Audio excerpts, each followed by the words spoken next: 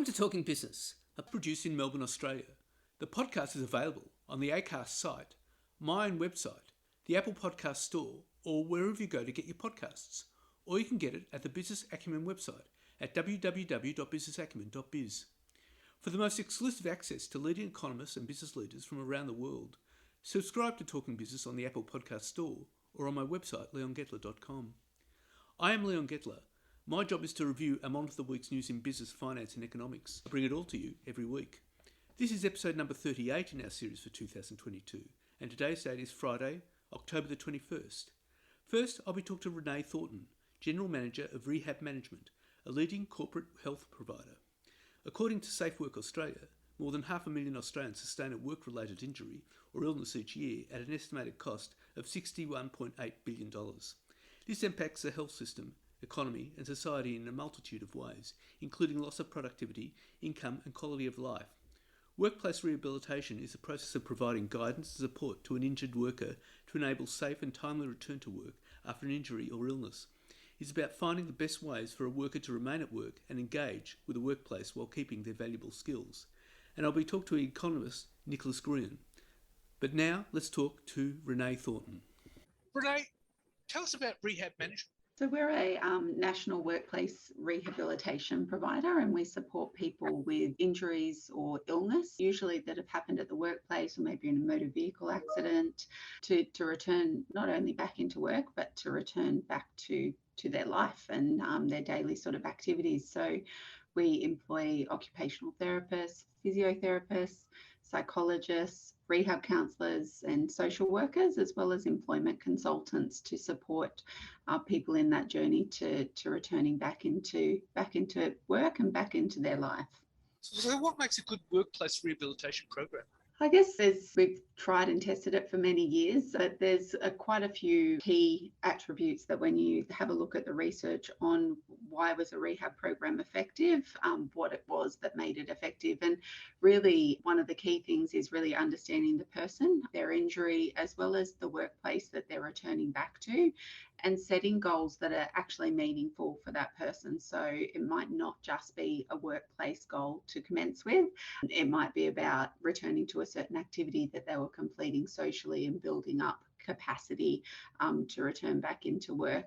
The other thing that's pretty critical, and it does change a bit, and I say this with a bit of a grain of salt because sometimes we can over medicalize things, but diagnosis is pretty critical as well, so we can understand that person's expected recovery timeframes and symptoms which might impact them.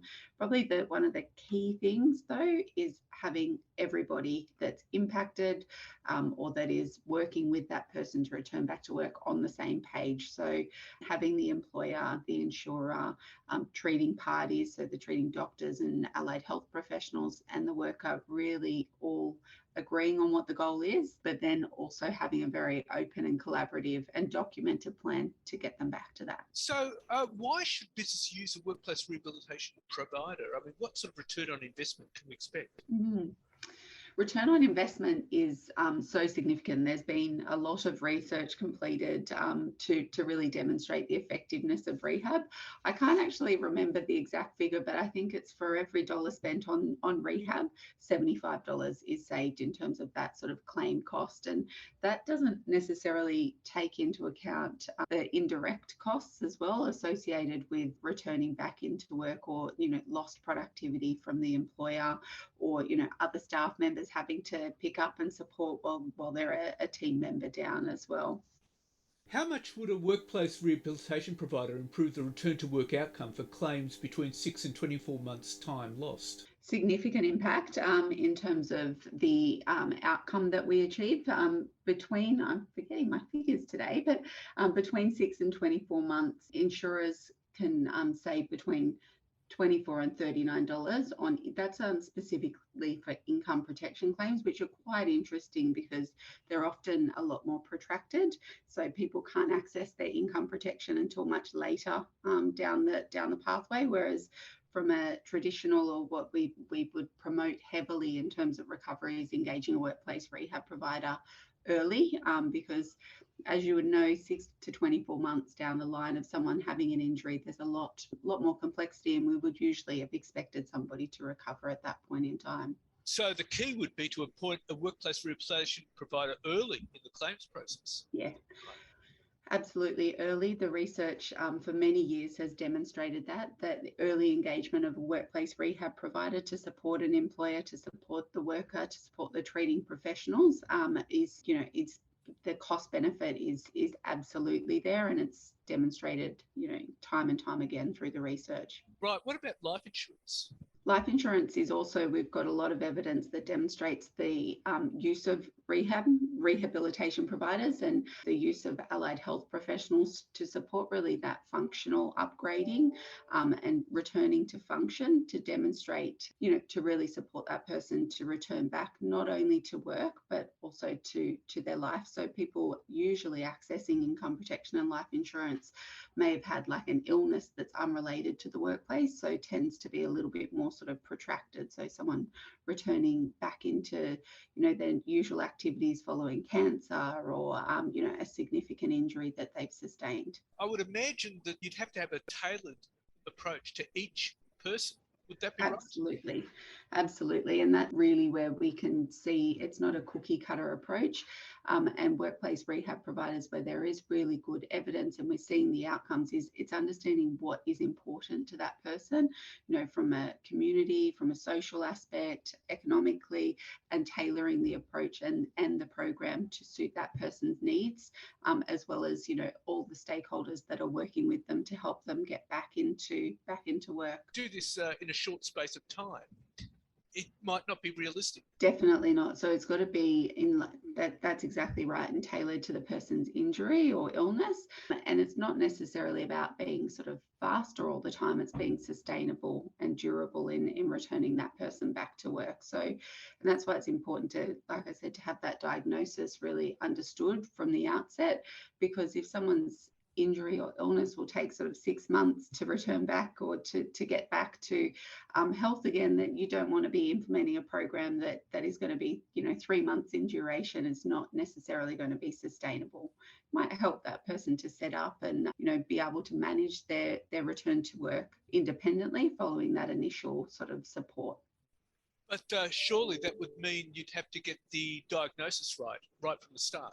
Yeah, diagnosis is important, but it can also change as well. So, and it is very important to understand the person's symptoms as well as their diagnosis, so that you really can develop a rehab program or a program that's going to support that person to return back in the timeframes that you would expect as well. You'd have to involve all the parties there too. Absolutely. So, involving the treating doctors, treating medical professionals, allied health professionals. The balance that we play, though, is there's, and this is that tailored program. Some people might be able to return to work earlier if they've got more of a sedentary job, if it's a physical injury. We do need to understand the workplace and exactly what, those requirements are for that person to return, and make sure that it's suitable as well. How important is it to measure and monitor? Absolutely. Things can change at any moment in time. So it's important to measure, and set realistic goals and to assess whether those goals are being achieved. And that monitoring process is there to ensure that we are able to be, agile in our approach if something does happen or change that's impacting the original goal set or the revised goal set as well. Right, okay. But you'd need to have a written plan, would you? Absolutely. And that's it's a lot of evidence to show that having just that documented plan, that everybody that's supporting that person and the worker is the key person that understands what that plan is and has agreed to the goals. But just having that plan in place, we can see the evidence shows us there's much more effective outcome or a much more positive outcome for that person. And it's really about everybody being on the same page at the end of the day. So that increases the likelihood of a return to work. Yes, increases the likelihood and increases the outcomes that we would achieve as well that are being achieved. Surely, though, that would mean that all stakeholders would need to have a copy of that plan, wouldn't they?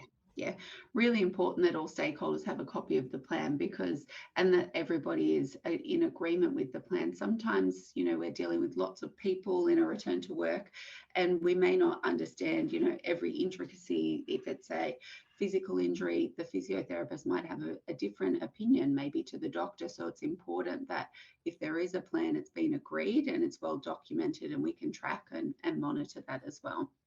Right. Okay. But it would have to. They would also need to have. Everyone would have to understand the work being undertaken. Absolutely. And that's where we start with that sort of the assessment of the workplace or of the job that that person's performing, so that we can understand what those inherent requirements are.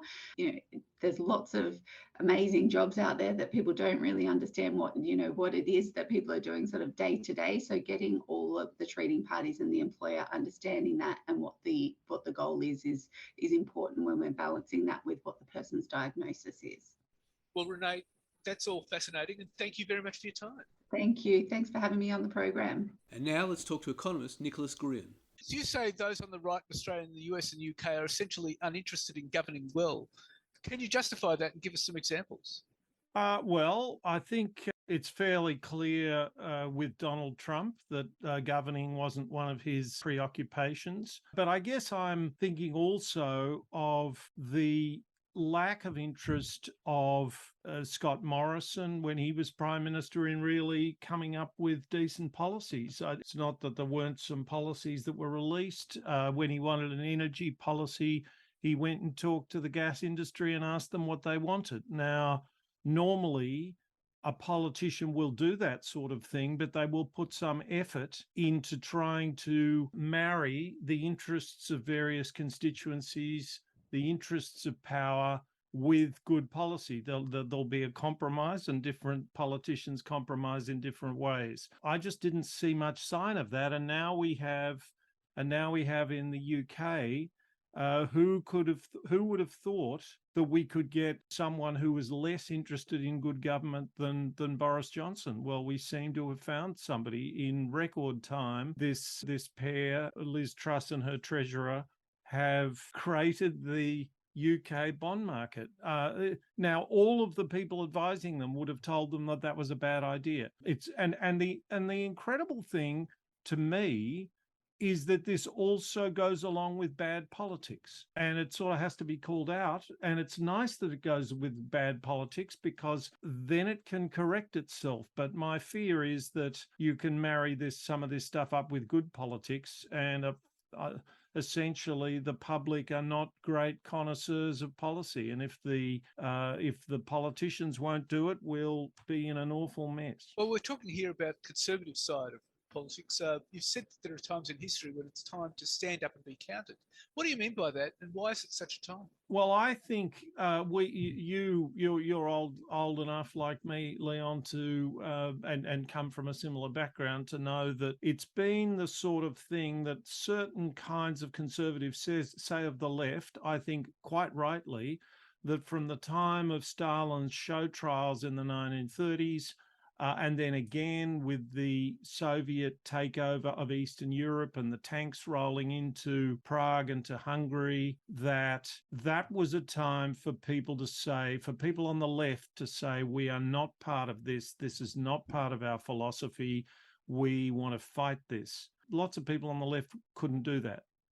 They kept making excuses. And because it seems even increasingly, it's been the case for a long time, I suppose, but increasingly, because we form our political views by tribe and by, I call it aesthetics, other people call it ideology. We form our political views it's an awful lot of people are conservative or are left or right instinctively, and then they acknowledge that there are some downsides of their person, but really look at all those terrible things the other side have done. And one can play that game forever, and yet right now I think that it's just obvious that the left of centre parties remain, I think, somewhat diminished, but remain serious parties of government. They're kind of trying to do policy well as address, as well as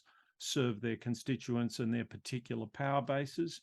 And the right haven't been doing that for some time. And so, it's time to become a never Trumper. It's time to say that Trump was a criminal president.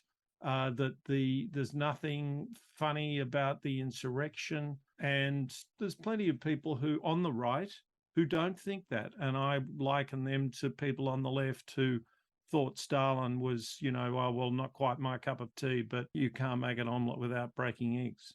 But, Trump's missteps seem to hang on his focus on his core base. Would you agree with that? Yes, and I think that's the most worrying thing, that Trump in some ways was unlucky to lose and his core base seems to be intact. And yeah, that's the most worrying thing, that there seems at the moment to be something qualitatively different about the United States, because Trump was as incompetent as anyone.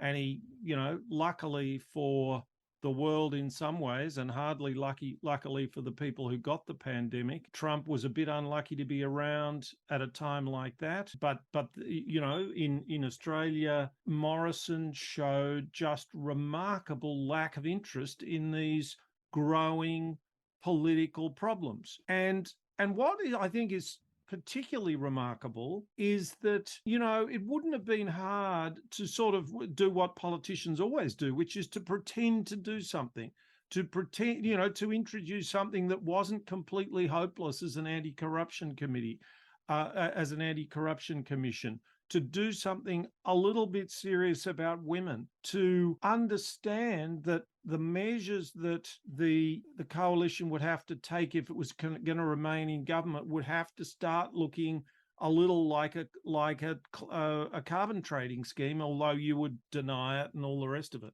They just wouldn't grapple with the difficulties of their own position, and the result was that they got wiped out. But surely, the missteps of Morrison was things like sports rorts and robo-debt were two of the big ones. And they were voted out, yes, but surely they would have been advised these were electoral poison. Well, yes, I think that's right. But I still don't know how much electoral poison those things are. I don't think that, people complain about those things, but I'm not sure that they change their votes. And what happened was that I'm sure this is a simplification, but what kind of thrills me is that the upper middle class stood up and played its role in the political system, which is as leaders, and upper middle class women said, we're not copying this anymore, and we're really going out to try and do something about it. And I won't tell you my source, but a very senior Liberal said that the seats that the Liberals lost at the last election account for 80% of their private funding. So it's ripped the heartland out of the Liberal Party. And I think it was a bit hard to see coming as far as its extent was concerned, but they could all see it coming. They were all a bit worried, and they just sat there like deers in the spotlight, and then it happened, thank goodness. And now we have a possibly functioning political system. I'm quite thrilled about it. So what lessons can we draw from all this? Well, I'd like to think, and I know, politics is a week's a long time in politics, but at least comparatively speaking, of the three countries we've been speaking of, the UK, the US, and Australia, owing to Australia's particular political tradition and certain people, I think Simon Holmes à Court's been important, but two actual rules in the way, just little technical hacks in the way in which our democracy is built, and that is compulsory voting and preferential voting. Australia, at the moment, is at the forefront of fighting back against populist madness and just plain bad government. And I hope that people are proud of that and vote in Parliament and in the electorate in a way to strengthen it and protect it. Nicholas, thank you very much for your time. It's been fascinating. Thanks, Leon. So what's happening in the news? Well, corporate Britain has turned on Liz Truss as MPs are calling on her to resign. Stuart Rose, former head of British department store M&S and chairman of the supermarket chain Asda, told the Financial Times that Truss had lost the confidence of business and investors. She's a busted flush, he told the newspapers. As Prime Minister, you have to have the confidence of business investors, the electorate and colleagues in the party. She has none of those. Dame Alison Carnwath, former chairwoman of Land Securities and senior advisor at investment bank Evercore, said Truss had no mandate, insufficient support in Parliament, incomprehensible economic policies, and lacked style, charisma and authority. Guy Hands, founder of private equity firm Terra Firma, told the paper that Truss should go as soon as possible. A newly installed British Chancellor, Jeremy Hunt, on Monday, killed off almost all the tax cut proposed by Prime Minister Liz Truss in late September in a set of screeching U-turns that leaves her 6-week-old premiership increasingly adrift. After the Bank of England ended its emergency bond buying program on Friday and Ms Truss sacked her now ex-Chancellor and closest ally, Kwasi Kwarteng, Mr Hunt rushed out a slate of measures on Monday morning to placate potentially fragile markets. In a death blow to the chaos-inducing Truss-Kwarteng mini-budget of September the 23rd, Mr Hunt axed changes to income tax, dividend tax, alcohol duties and duty-free rules. The U-turns have together shaved £32 billion of the $45 billion debt-funded annual cost of Mr Kwarteng's tax-cutting package, following earlier reversals on a $2 billion income tax cut for higher earners and his $18 billion cancellation of a planned company tax increase. Mr Hunt also set a massive £60 billion plus plan to cap household energy bills for up to 2 years, which was also debt-funded, would be reviewed next April with a view to finding a leaner, more targeted scheme. After this evisceration of the Thatcherite policy agenda on which Ms Truss won the party leadership, all that is now left of her agenda is a stamp duty cut and a tax break on investment. And Chinese President Xi Jinping has signalled no change in direction for two main risk factors dragging down China's economy: strict COVID-19 rules and housing market policies, providing little lift to a worsening growth outlook. Xi praised COVID-0, his no-tolerance approach to containing infections, during a speech opening the 20th Communist Party Congress in Beijing on Sunday, although he didn't reference the virus again in sections laying out plans for the future. His slogans on China's property market, meanwhile, repeated prior language even as the sector experiences its longest ever slump due to policies aimed at curbing debt and financial risks. Those two factors have been a major drag on the world's second largest economy, with economists surveyed by Bloomberg predicting growth of just 3.3% this year, the second weakest pace in more than 4 decades. Third quarter gross domestic product data,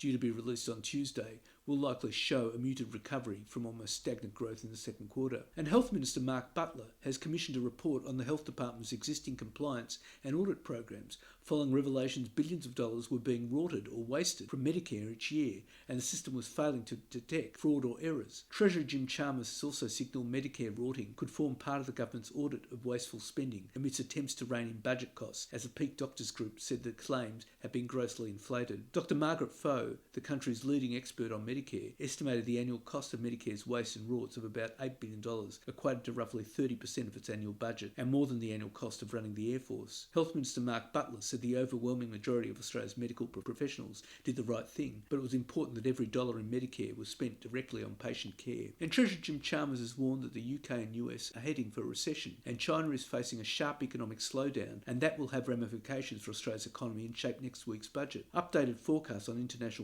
economic growth ahead of the October 25th budget show a steep downgrading of forecasts over the next couple of years for several of Australia's major trading partners amid global energy price shocks, the war in Ukraine, and ongoing pandemic restrictions in China. And grocery prices will climb in the wake of the Victorian floods, intensifying cost of living pressures, as Treasurer Jim Chalmers warns that the impact of this latest natural disaster on the federal budget will be substantial. The total cost of the economy will not be known until after the waters have receded, but a leading economist predicts inflation could surpass a 32-year high of 8% by the end of the year. Treasurer Jim Chalmers on Monday said the government would have to factor in the cost of the rebuilding efforts and disaster recovery payments, as well as the broader economic disruption. The summer floods were expected to cost the federal government more than $6 billion in disaster relief and recovery works. The latest floods will also cost the government billions of dollars. A major Victorian agricultural companies say the extensive flooding in the state has significantly disrupted their operations. Dairy processor Fonterra, fruit and vegetable grower Costa Group, and Numi, formerly known as Freedom Foods,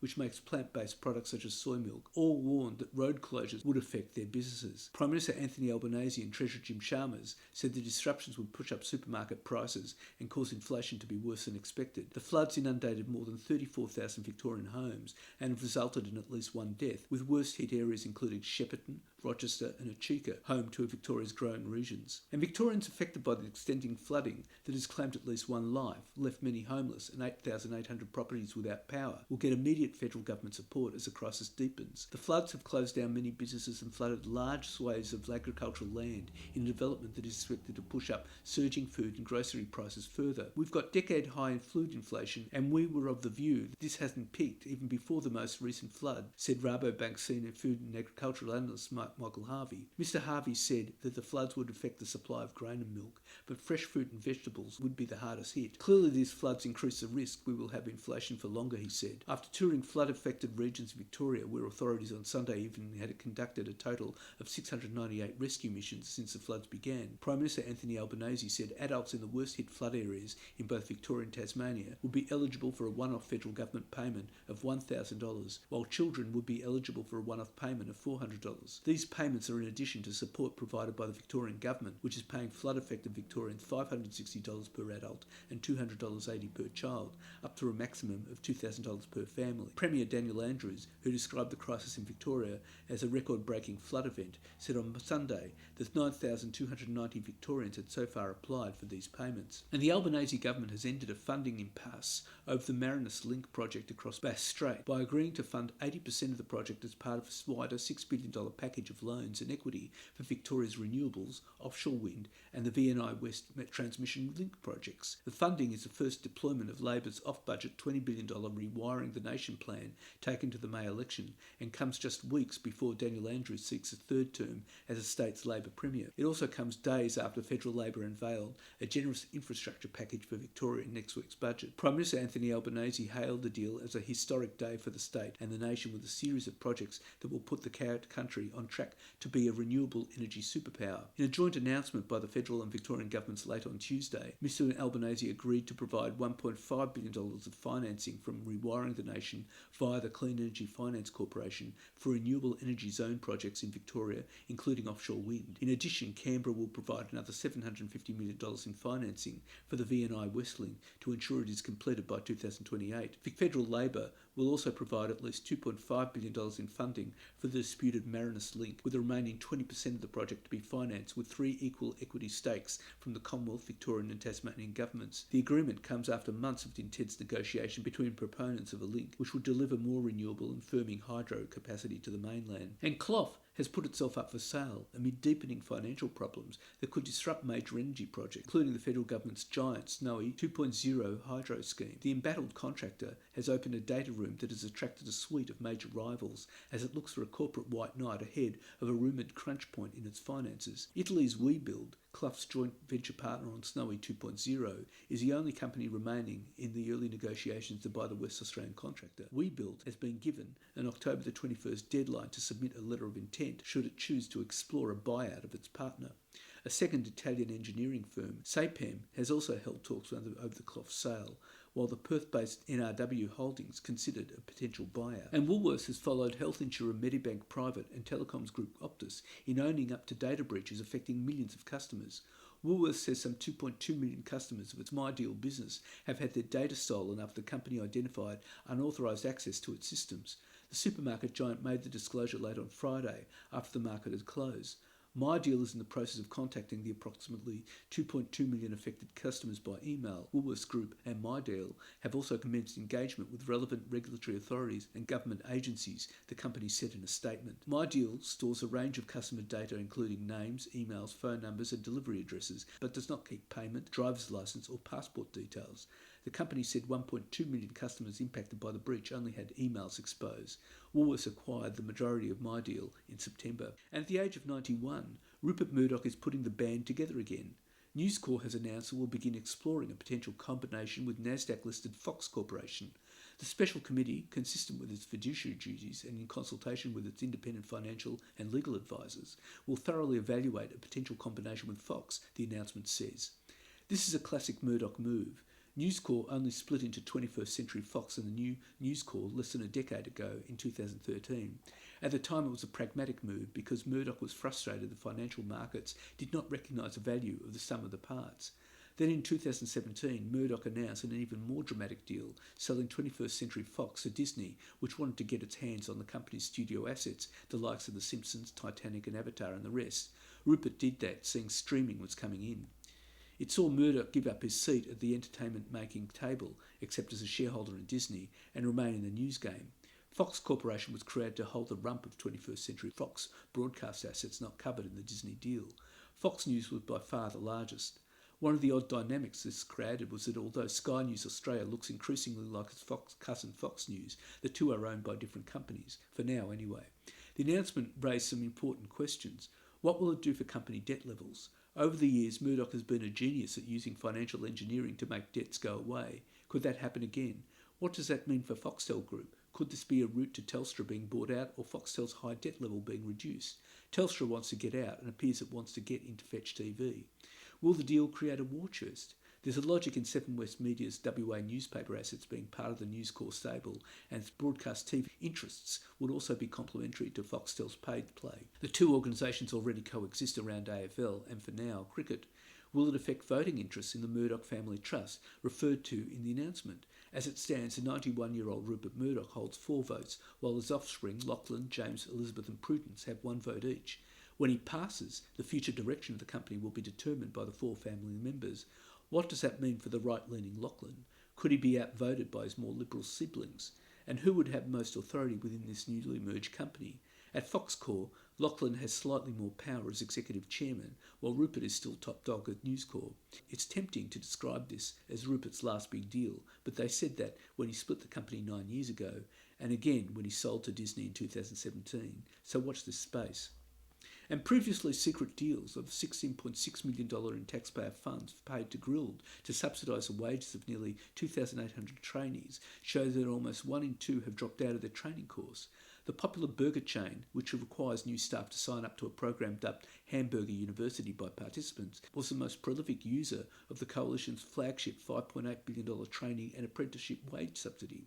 The Grilled training is compulsory regardless of whether an employee is studying something else or has no interest in a hospitality career, and allowed the company to pay less per hour than non-trainees under its employee agreement and receive up to $28,000 a year for each trainee from the government.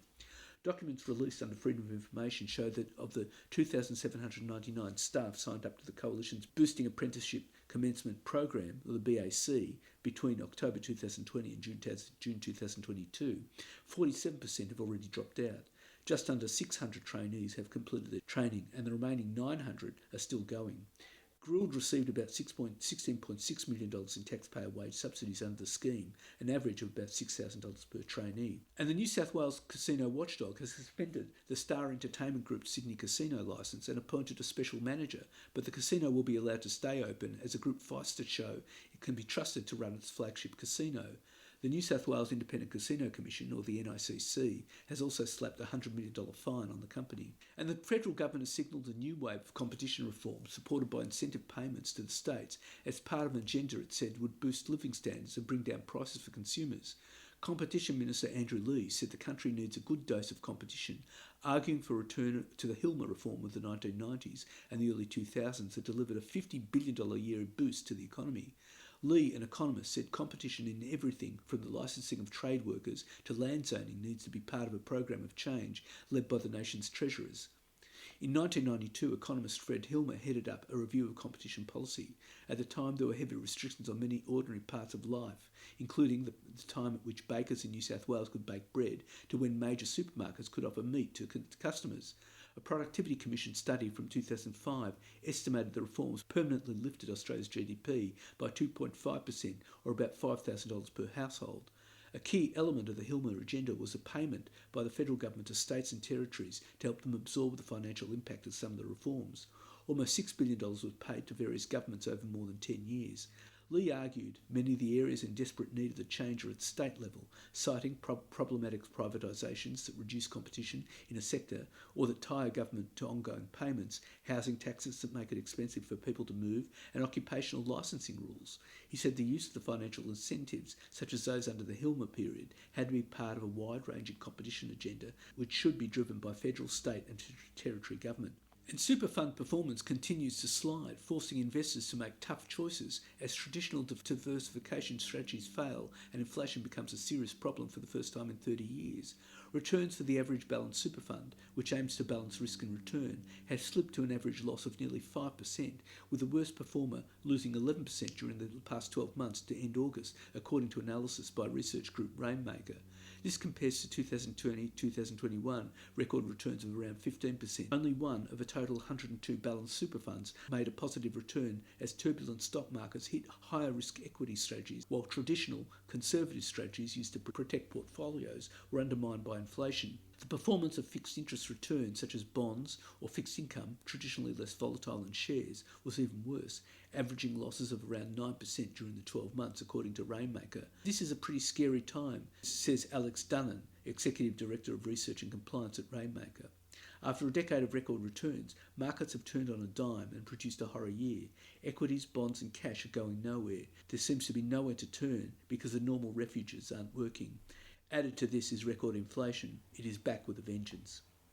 And the share of new electric vehicles sold in Australia increased to 3.39% in September compared to 2.05% the previous year, a report from the Electric Vehicle Council says.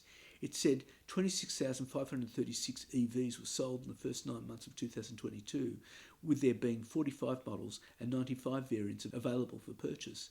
The report said that in some cases, the degree of interest from consumers was so high that some models sold out within minutes of being made available for purchase. And that's it for this week. And next week I'll be talking to the founder, CEO of Macquarie Telecom Group, David Tudehope, about cyber security challenges. And I'll be talking to Indeed economist Callum Pickering about the latest unemployment figures. In the meantime, you can catch me on Facebook, Twitter, Instagram, LinkedIn and YouTube. And if you want, leave a comment. For the most exclusive access to leading economists and business leaders from around the world, subscribe to Talking Business on the Apple Podcast Store or on my website, leongettler.com. Wishing you all a safe and